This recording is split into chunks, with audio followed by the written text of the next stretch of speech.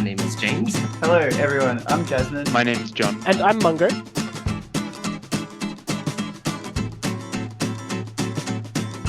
Can I get a bottle of water? Water? Water? The bottled water.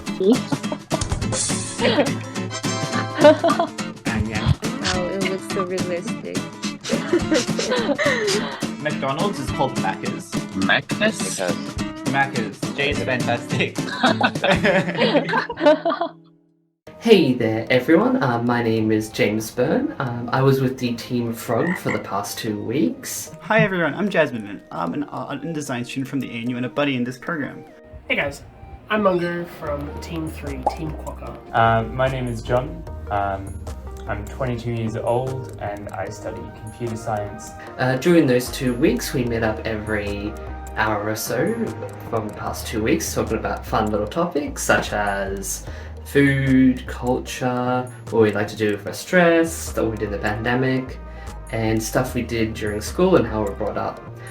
We did have a lot of fun topics and conversations about that, and one of the biggest things that I personally found interesting was that during Australian and Korean education, both ways that they treat those students are vastly different.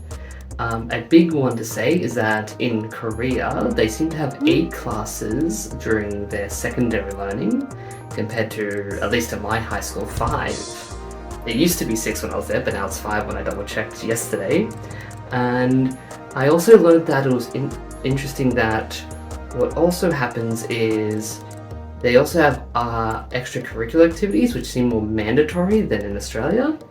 Usually in Australia we have extra curriculum as a extra thing that you can do, especially with tutoring or extension learning. While in Korea it seems to be a very mandatory thing and everyone seems to get home very late. That would take a lot of willpower to be able to just do all that work and end up in like the most prestigious universities you can get around to. I learned a lot of different and interesting things in this program about stuff such as Korean culture, the food, city design, holiday destinations, but the part I enjoyed the most was sort of learning about the everyday life of people in Korea, such as people seem to go to bed later in Korea, cafes are open later, that sort of thing. People seem to live very active lifestyles with sports and hobbies clubs as well. Over the course of this program, I've had a chance to learn a lot about Korea and about my students. We've talked a lot about not only UN Sustainable Goals and Development, but also a cultural exchange. So I've had a chance to learn about such places like Jeju and Halasan Mountain, which has been wonderful. And it was just nice to get like a sort of insight into where these students live and what their favourite places were. And I shared some places from around where I live. I thought that was very cool. I've also had a chance to, in conversations with our students, I've also had a chance to learn about their lifestyles. We've talked a lot about coffee culture, and we've talked a lot about the increasing emergence of the latest food trends and of like 24-hour services, which is something I didn't know before. In the program, I really enjoyed visiting Google Street View locations in Australia and Korea. Respectively, I learned a lot about sort of what life might be like in Korea, and I hope the students sort of got a glance into what stuff is like in Australia.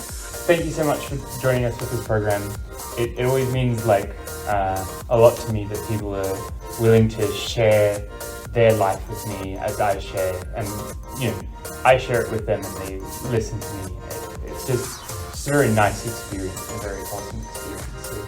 Participating in the program was really fun, and yeah, I'd love to be able to visit Korea in the future, and I hope the students also enjoyed the program and get to visit Australia someday. Good luck with your studies. Bye-bye.